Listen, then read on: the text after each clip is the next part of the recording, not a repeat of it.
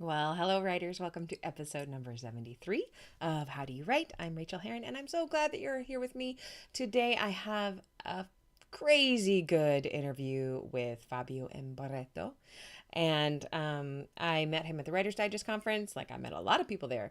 And he is really, really fun and inspiring and very cool. And I think what I enjoy most about him is this passion that he has for this industry, for writing. He is also a translator. We talk about some things we don't normally talk about in this podcast. And I just found it fascinating and I had a great time talking to him. I know you're going to enjoy it. A little update for me. It's been an action-filled week, I guess. Last week, I think after I recorded the show, I did finish the full revision on Fast Draft Your Memoir, which will be coming out pretty soon. It's at the copy editors now. And I think I mentioned this last week, but I have to say it again. I'm really proud of this book.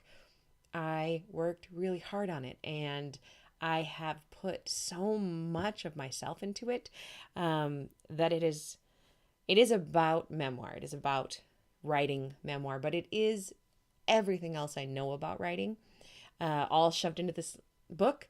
And I'm proud of it. And I sent it out to review readers last week, and people are already reading it and getting back to me, and they're finishing it and saying they loved it. And it's making me feel so good. But I wanted to call out one specific person, Chris Hawkins, a friend of mine, said, first off, I'm loving this book. I feel like the title in some ways sells it short because it's so much more than just fast drafting a memoir. It's what every writer needs to know about memoir in addition to the mechanics of how to actually write one. It's also quite a page turner. So Chris, you kind of made my life by telling me that. Thank you. I just can't wait for it to get out there on the shelves. I will let you know. You'll be the first to know, of course, when it hits the shelves. And everything else is going pretty well. I'm getting back into the thriller. My goal is to do this next revision by the end of January. So I'm going to state that to you. By February 1st, I would like the thriller off of my plate and back to my agent to see if I have it in the right shape for her to take it out. So I'll keep you posted on that. I'm terrified of it, honestly. I opened it up yesterday and looked at it for the first time in 5 weeks, and I thought, hell no. I do not understand how to do this yet. So I closed it and I went deep into some revision notes. I made a ton of post-it notes because I believe in and I swear by the church of the small 2.5 by 1 inch post-it. It is a congregation of one, but its congregant is extremely passionate about the way she feels about post-it notes and what they can do for revision. That is in the memoir book, actually. So even if you don't write memoir, I hope I don't keep harping on this. I don't want to be a hard sell, but I think you might like the memoir book. So let us jump into the interview real quick with Fábio. I have nothing else to update you on except that I am scared to do this revision of the thriller, which means it's going to be great. And please enjoy this time with Fábio. I know you're going to get a lot out of it and you're going to be his newest, biggest fan. So enjoy and happy writing to you. All right. Well, I could not be more pleased today to welcome my friend Fábio to the show. Hello, Fábio. Hi, Rachel. It is so Thank nice. you so much for having me. So nice to see you again. Listeners, I met Fábio at the Writer's Digest conference in LA. And I've mentioned this before on the show. Sophie, my friend, and I just collected these awesome people. And I've never collected as many at one conference. So did you have the same experience? Well, that was actually my first convention. Right. In the US, I was really reticent of going to one of those places. You know, it's a moderate investment. It's something that you don't, definitely. I'm going to go to one every weekend. Exactly. You just can't. This one was close to home. Price was right. And I was so surprised that all this happened. I was just hoping to see a bunch of nerds there in a kind of dark moody room, which they were. But I think after the first half of the first day, everything started clicking. I think that's when I first saw you guys, and then we started talking, and a bunch of other people that started doing the network thing, but then you know when it clicks. It's a natural networking. It is. What happens? It's not like the sleazy, let me give you my business card.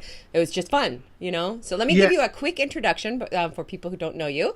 Fábio M. Nobody Barreto. knows me, yeah. Everyone knows you. Fábio Barreto is a fiction and science fiction author and a translator. He was a movie journalist for 20 years in Brazil. His debut novel, Filhos do Mundo, was awarded Best Novel of the Year in Brazil in 2013. He teaches 2 online creative writing classes and hosts a writing podcast called Gente Que Escreve, both in Brazilian Portuguese.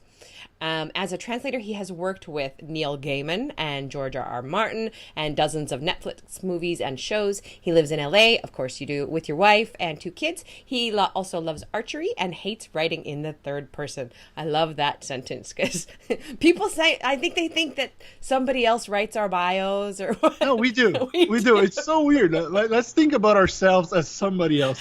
It's so like, I'm not that person. You know what else is this big secret? And I don't know if you've had to do this, but when you read a novel and in the back it has the questions for the author and then the author answers the questions, what people don't know is the author writes those questions too.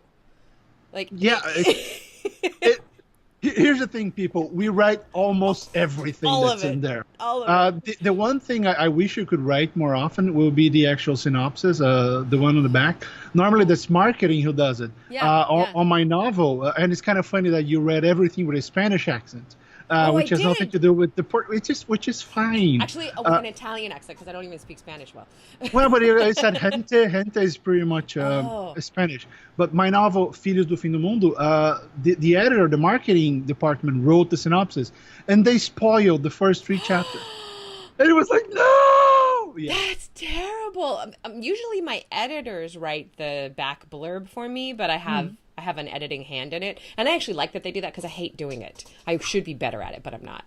Yeah, well, so let's focus on the content on the inside. I really wanted you on the show because you are not like anybody else that I've ever met in the writing industry. You do this translation. You're also writing. You are currently moving into writing in English. Is that right as well? Yes. Directly into English. So I want to talk about scary. that. Of course it's scary. But this show is about writing process. Sorry, my chair is so squeaky. What is your writing process? Tell me about it. It depends on the day, Rachel, because I take care of my son, Eric. I have 2 kids. Eric he's 2 and change.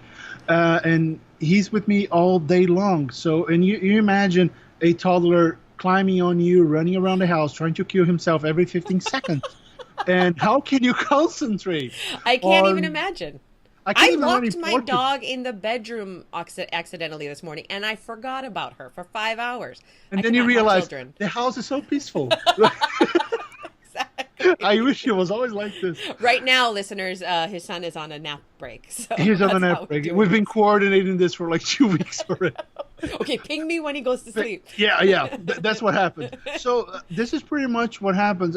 When you have a toddler, it's really tough to concentrate. And right now that I'm starting to work straight into English, it's a whole new process. It takes much more time for me to go through a page because I want to make sure everything is there. Sometimes I miss articles. I miss a word. I think it's there. It's not there for some reason. So I need to be very meticulous about everything I write in English. And so can you imagine doing that with a kid? No, it's I can't. Insane. So what I'm doing is sometimes I pull the famous 4 to 6. I wake up like 3:30.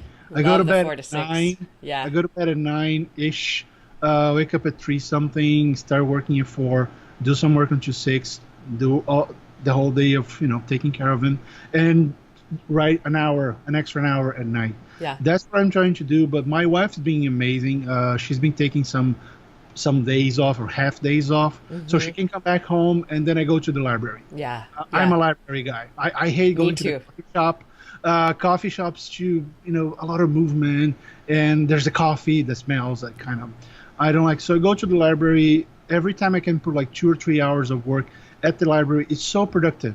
I don't know if it's the books talking to me. There's it's LA. If you shake a tree, 4 screenwriters will fall. You go to the library, there's about 7 guys, all the same guys every day. They're all there. So they're gonna find friends. Yeah, exactly. people in the same situation. I think it's the smell of the books. For me, it's literally, and I'm not exaggerating, it's the smell of the old books that I really love about the library. I am also a library writer, much more than a cafe writer. I think it gives you some, I don't know, incentive that, all these people have been through this, no matter if it was Stephen King or the guy who's just published. They had to go through whatever I'm going through. So, it kind of pushes me forward a little bit. But that's it. I write when I can. I try not to write on the computer. I switched to my legal pads. I'm writing everything by hand. All that stuff I sent you, I wrote it by hand, the first draft. And then, because I forced myself to revise it again. As you put it in. And, sometimes, and when I do, I start reading it to myself, reading out loud. And then I know it doesn't feel good, so let me rework it. So I loved what you sent me. It was so strong and emotional and dark. I love dark. I adore dark. The darker the better, and that's pretty damn dark. But let me ask you this, and I think I asked you this in LA, and I don't remember the answer. Why do you not write in Portuguese and then translate it? You are a translator. That is what you do. Yes. I think there are two ways of looking at it. When I translate something from English into Portuguese, it's going to my native language. Right. It's easier, it feels natural. The control I have over the Portuguese language, I've been writing every day for the past 23 years. Yeah. So it's insane. Every day, it's my life. So I know how to do that. Yeah, you breathe that in a way. That's your breathing is your Portuguese. Yeah, when you are trained on a newsroom and you have to write 6 stories a day before 2 p.m., it's insane. It feels like my today, but not usually. Well, newspaper has to go into print, so we had this crazy deadline every day at 2. So when you do that, you create tools. You have this tool set that helps you write anything, anytime, all the time. Mm-hmm. If I do that, if I write in Portuguese and try to translate into English, I will bring all the structure with me. Oh, that makes complete sense. And that's my big scare when, for example, the stuff I sent you, I showed it to a bunch of Americans because my nightmare is, does it read weird? Does it read like foreign? Because I've done it, I've tried in the past, and it was kind of awkward because I felt some of the structure came with me because I was translating. So I need to detach myself. I did not think it read weird at all, but I will, reassure you that is something that you can hire your editor, whoever your editor ends up to be, or at the in-house publishing house, that they will say, this sounds weird. That's the plan. Yeah. That's the idea. So I mean, that even happens between English and British, American English and British English and Australian English. And Gaiman has a guy who Americanizes his stuff. Oh. Who makes sure everything reads how it's supposed to. But there was a fear I had, and that kept me from writing in English for so long. And the main reason is I want to learn. I just don't want to be a guy who has to rely on the translator all the time. I mean, I know this, at least to a degree. So I want to be able to do it and sell my work properly. And to be honest with you, the stuff I sent you, I'm not even looking at the original. I'm basically rewriting the book. I am retelling the story. So you told it, and now you're retelling it from scratch. Yeah, that's my first novel. Yes. That is, I've known a lot of people who've had serious success with doing it in that way. They write it, put it away, and rewrite it. Yeah. So that's pretty much what I'm trying to do. But yeah, that's the reason. I want to have something fresh, something catered to this market, not something that was just and to this structure, to this voice. Yeah. Yeah, I think so. Fantastic. What is your biggest challenge when it comes to writing? Challenge is overcoming this fear. Yeah. Because it's tough when you second guess yourself every line, every word, because there's something I'm a huge Gaiman fan, and I always say he finds the word so perfectly that there's no other way that sentence could have been said. It's like spot on, every single thing, and I struggle a lot with that. So I think every word is wrong, and it was there has to be another one. There has to be another one, and then I keep it kind of pushed me forward. So this overcoming this year is really strong. It's a big challenge because I think I have to do a little bit more than other writers would have to, because I have this handicap. So something that pushes me forward, but it's always like, you're wrong. It's gonna be weird. Nobody's gonna like it. Which sucks, because I terrify myself. I think all writers have that anyway, even when they're writing in their native language. I'm sure you felt that writing in Portuguese, so you have it almost doubled in a way, and that cannot be pleasant. But then in Portuguese it was a different one. It was much more related to the story. It was, is this the best decision? Yeah. Is this the best scene? In English, is this the best scene? Is this the best word? Is this the best sentence? What am I doing here? So conversely then, what is your greatest joy in writing? My greatest joy, I think, is not writing itself. It's because that has been my profession ever since. So it's it's part of who I am. But the joy comes after. I believe you have been through this, but sometimes after I publish something and I see kids and new writers on Twitter, Facebook, they send me emails, say, "Oh, I decided to become a journalist because of you. I decided to start writing because of your newsletter. I started writing fanfic or whatever because I read your book and I loved it." Isn't that the best? That power of inspiration that we hold. Even it's unwilling. We don't do that just to inspire people. We do not. That comes with the flow. You do the stuff, you publish, and eventually people will feel it, will understand it, and they will want to join. That's amazing. Yeah. I've had some of my students who are published authors now, and it's so cool to see their stuff out there, to see that they are proud of their bullet point diaries, that they were doing NaNoWriMo, that they are, publishing short stories. It's so nice. So every time that happens, it makes my day. There's nothing better. There's not a lot of money involved, because when you write in Portuguese, that's another reason why I'm writing in English. When you write books straight into Portuguese, it's a market this big. That's true. That's true. If you write in English, it is. Yeah. What is the absolute best or worst writing advice you've ever been given? I think for me it's a mix. The best and the worst are the same. Oh, interesting. It was the thing. So I was interviewing Nicholas Sparks once. That was pretty much at the time that I decided to start writing literature, and I was a critic, so I love to wreck things. I never done things, and I was like, oh, should I do this? Now you have comeuppance. And then one of his movies was coming out, and I had the chance to interview him. It was actually two guys who pushed me towards writing. It was him, and then it was Denzel Washington. He kind of gave me the plot for my first novel. It's kind of fun. I love this name dropping. That is so fun. I did that for 10 years here. So I know. It's so cool, though. I could suck from the big guys. I could get everything, suck the marrow of their ideas. But anyway, I was talking to Nicholas Sparks, and we're talking about beginning your careers, and he said he was one of those people who wrote the first draft just to prove that he could, just to prove to himself that he could write a first draft. And then he said, and the first draft, like every first draft, sucked, and I tossed it in the garbage. It wasn't good. Then I started again and did another story. That combined to what Robert Rodriguez says, that people told him in film school, no, your first script is going to be bad. You're not going to be able to film it. And he went and shot El Mariachi and made a ton of money out of it, because, I'm going to shoot it. I don't know, people may like it.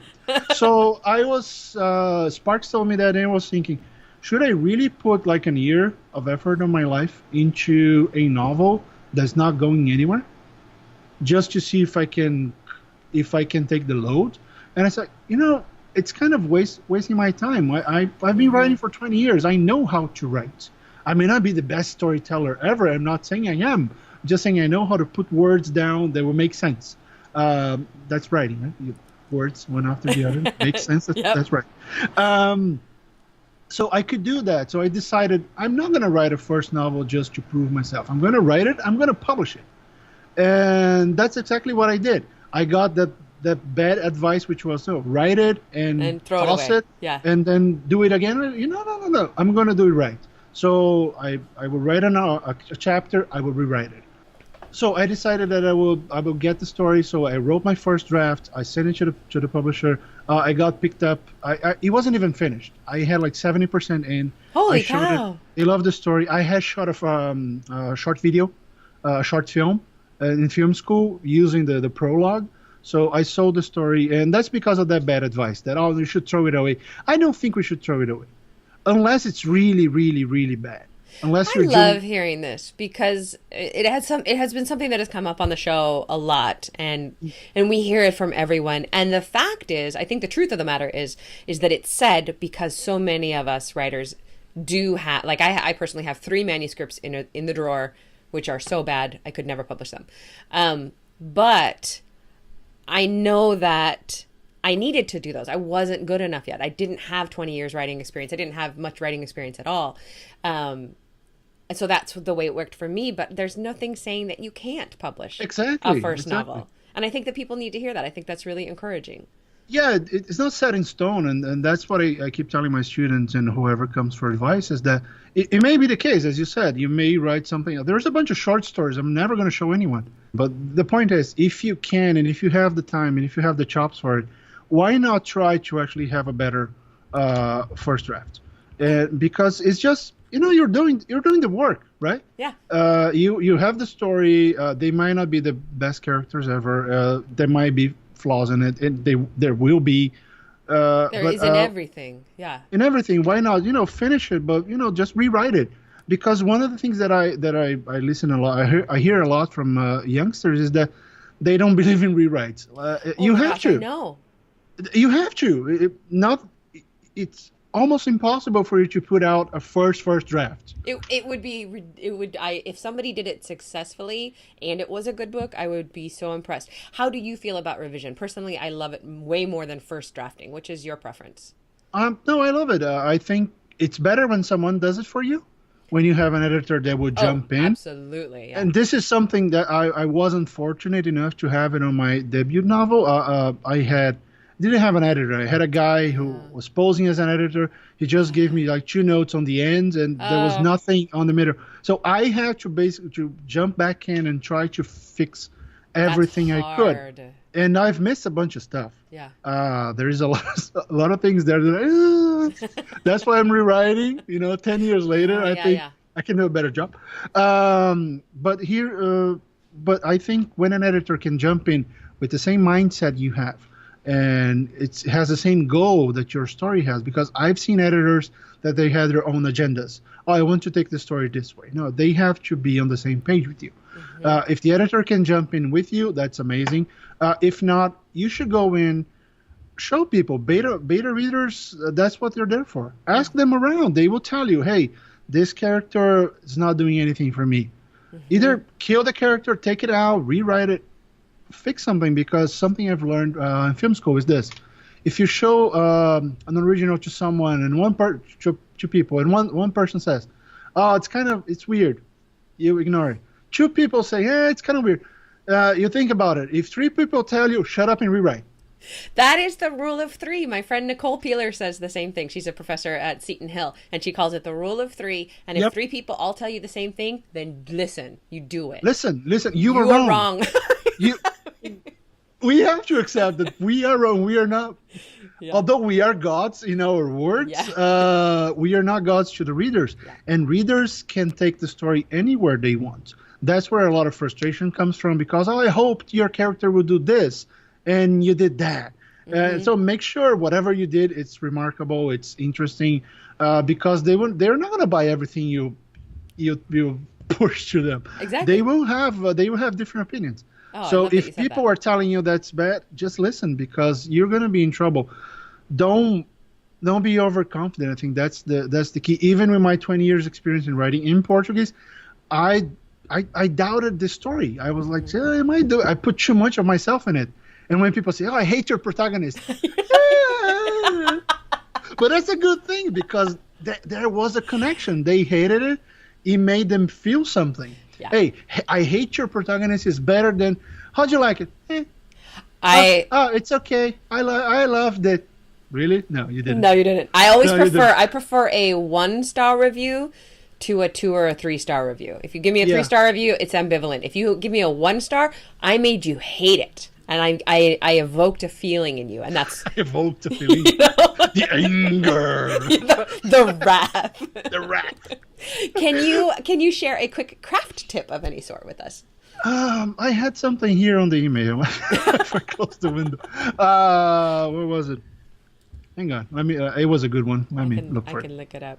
For listeners, Yeah. Fabio accidentally responded to the questions that I sent him all written out. Yeah. So he's really prepared, but I did not actually read the answers because I like to be surprised. Yeah, and if Rachel wants to start doing this for the next, she can torture the next guest and make them reply. Well, I love by that writing. you actually like realized it inside the email. You responded and then at the very end you said, "Oh crap, I shouldn't have done that." It was. But I can scroll through. Here. I've got it right here. Craftship, the short pitch. Oh yeah. Okay, here's the thing. I've been teaching. For how long have you been teaching writing, Rachel? Oh, only seriously. I've been teaching for like 10 years, but only seriously for 2 years. Cheers. Yeah. Well, roughly what I've been doing, and the biggest problem I found with every single one of my students is that they had a hard time giving the short pitch, and I think that's. And what do you mean by the short pitch? Elaborate on that if people don't understand. Yeah, it's the 1-2 line synopsis of your story. The What we elevator call here pitch. the elevator pitch, Yeah. exactly. And why do you think that's key? Because of this. Once you write a good elevator pitch, you know exactly what your story is about. And that informs everything you're about to do. Yep. If your story is about this guy who is struggling to find what family means, that's your story. It's not the fact that he's on a spaceship, whatever, trying to It's defeat not a about his doctor. job. It's not about. No, everything else it's surplus. And young writers don't take that, don't understand that easier and quick enough. They think, oh, this should be bigger. It should be about everything. No. What's the story about? Yeah. Everything else, it's gonna make your story great. Yep. But if you don't know, if you can tell me, how the heck are you supposed to write it? I have written whole books that I have not been able, that failures of books that I have not been able to do that with, and that was my clue that the book was not, that I was going to have to fix the book majorly because I couldn't tell anyone what that log line was, what the elevator pitch was. Exactly, and that's huge for me because every time, the same for me. Every successful story I wrote, I knew exactly what the story was about. Yep. Because it's simple.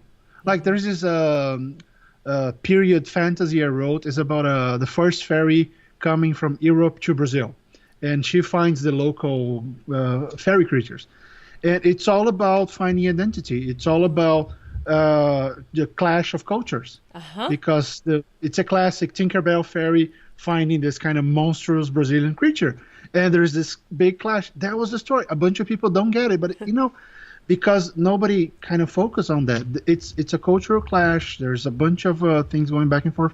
But I knew exactly, and I stand by that story because it makes sense to me. That's what I wanted to write. Other things that the elevator pitch was not clear, they just don't go.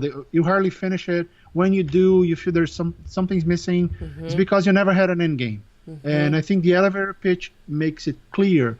What's your end game? This is it. So go after it. Everything else is surplus. Everything else is just there to support that main idea. So and I'll toss out an extra tip too. What I like to do now with my novels, or really any book, I write my elevator pitch first, and then I write it again. I revise it before I start the revision, because sometimes your book will change. You double check it against the idea. Double check it against the idea, and if it's changed on the way, and if you can make it into an elevator pitch that you love, then you can revise to that. But usually mine does change a little bit as I go. No, but that's great, and I think that doesn't set the story in stone. You can adapt. Right. But at least it gives you a good bearing. Like, I'm going this way. That's my north. Yeah. I'm going to chase this, and then whatever comes, hey, it can be better. You can find a better story in there. Yeah. But if you start strong with a solid elevator pitch, there's no way that's gonna go wrong, because you know what you're doing. I love that. I love that. Yeah. When you have self-doubt or dark days, how do you handle that? Netflix? Yeah, that's a good answer. No, kidding. Am I? No, it's kind of tough for me because I always have a bunch of projects going. So it's either translation, or I have to take care of Eric, or I have something else to do. So if it's not going, the other day, Instagram is a weird place. I posted a picture. It was a blank page of my legal pad, and I got like 200 likes because I said I couldn't write today. I think people took pity on me. But normally I start revising something. Sometimes I start outlining another idea, or I go do some part of another job. I go do some research, and I go read. I get out of it, because every time over my career, every time I try to struggle and make it go by force, the result was never good. So if he wasn't there, I may write a page or two just to say, hey, just to show up to work. Right. But I know I'm going to have to rewrite. Yeah. So I would rather do something more productive that would just keep my mind, you're doing something good now. You're not wasting your time, because the dark day for me is when I feel the last cell of my body, you're just wasting your time. Nothing's going to come out of it. So let me do something that will actually bear fruit. So that's what I think. So I just try to steer clear from it. I don't try to push it. When nothing is there, nothing is there. And normally what I realize is there's a problem with the scene I'm writing. Either it shouldn't be there, or the scene is wrong, is in the wrong place. So normally every time I go back to outline or read like 2 or 3, 5 pages before and see, that's the problem. I steered to the right here. I should have gone straight. So sometimes I just completely cut that off and start again. That's awesome. That's an awesome answer. On really bad days, if you could have any other profession in the whole world, you just step into this profession, what would you do? Well, despite the fact that I chose this. I know. The best profession. Yeah, and I still get besides writing, what else do you do? Yeah, I respond to a stupid question. Like this one. Yeah, like this one right now. I would totally be a firefighter. I like helping people. We talked about that. I remember. Yeah. Think about this, Rachel. Most of what we do, I mean, you offer services. You have a podcast, newsletter. I have pretty much the same thing going. Part of this is not, of course, it's our job, but we do it because we like to help. We like to be a service. We like to see people, advance in their lives or whatever our goal is. And I don't think there's any profession that's more giving in that sense than being a firefighter. Those guys, they are there all day, all night, doing, putting their lives at risk to help others. So I think that's a very noble profession, and I'm learning a lot about them because I'm writing a novel about I think I told you that, about the biggest fire that ever happened in São Paulo. Yes. And we did a ton of research on what those guys did back in the 70s, and it was insane. Guys going to a burning building without any gear and saving people. It was insanity. Like heroes to the core, and nobody ever wrote about it, which is, it's a pity. But I would love to be, if I could go back in time and, go to the firefighter, stop climbing trees or whatever, saving people. I will be fulfilled, I think. Yeah. Oh, that's great. That's wonderful. And I told you that I used to work for the fire department. Yes, you did. That's what I did. So, and I loved being there and watching that. And I think that's one of the things I really took away from that. But I don't miss it. I still feel like I'm giving back enough by doing what I do now. So that's nice. What is the best book you've read recently, and why did you love it? I read Old Man's War by John Scalzi. Scalzi, yeah. How did you like it? I've never read him. I didn't read it. I've listened to it. I'm a big audiobook guy. Audible is my friend. Will Wheaton's voice is always someplace in my head. He narrates so many books. He did all the. He does the Ernest Cline books. He's doing Scalzi, so he's around the place. Yeah, he's all over. So I think the rhythm Scalzi brings to a military sci-fi, it's fast-paced, it's kind of intimate when he has to, it's funny, it's very interesting. I think he's a better Heinlein, which is great. Wow. We were in need of a big military guy right now in sci-fi. So I think he brings that, and he writes. Oh boy, I wish I could write 10% of what that guy does. No, he writes so much. And I mean, he's an editor forever. Yeah. He knows. Experience is his middle name. Probably something else, but John Experience calls it. But I think he commends it, and it was something that made me want to read military sci-fi again. I think the rhythm was really good. I'm dying to read the rest of the stuff because I'll put that on my list. He put me there. It's I don't know if it's your type of book, but I'm a big sci-fi fan. So for me, there was really I felt that the genre was alive again. The same thing that happened when I read The Name of the Wind by Patrick Rothfuss. That made me want to read fantasy again. I was completely lost for fantasy. I don't care about Game of Thrones. Personal opinion, not judging. It's just I don't like it. Period. Yeah. And I kind of okay, fantasy is all that now. And then The Name of the Wind comes in with this magical, with this musical background. It was just I fell in love with that place. Oh. That's so interesting, though, that you say that about Rothfuss, is that that particular book turned my brother-in-law back into a reader. He hadn't read since college, and that book just changed everything for him. So I need to look into both of those books. Yeah, what Rothfuss does with Kvolf, the main character, it's so pure, it's so captivating that you want to see how that ends up. And that guy, he has so many layers. And I haven't seen that in a fiction writer and in a genre writer in a long time. And I've read a lot of stuff. Yeah. He just brought all of that up and he put the music that he knows in there. So it's just magical for me. And I've got my daughter. My daughter was listening with me and she's in love with it. Then I had to stop it because it kind of got a little bit adult. And then I go, let's wait for a few years. And then you come back there. But yeah, those two guys are really what I'm recommending to people. I've just listened to The Collapsing Empire by Scalzi. It's his new series. It's interesting, but it's not as great as Old Man's War. Okay, good. Then I'll start there, since I haven't read anything by him. Yeah. But I really also respect Scalzi for what he does for the writing community.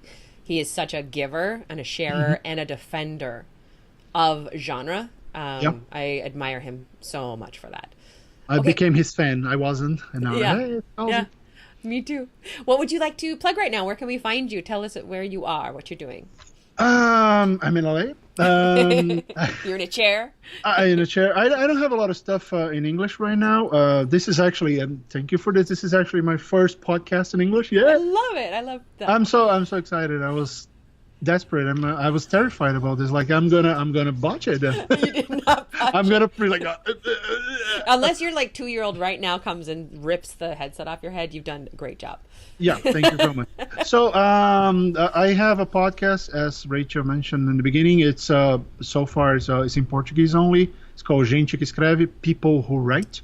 Everything I do is on my website, FábioM.Barreto.com. Rachel, I think we'll put the link on the description. That's about it. So and in case I really do have a few Portuguese listeners, you have a Patreon campaign too in Portuguese. Yes, is that right? Yes. Is that linked on your site?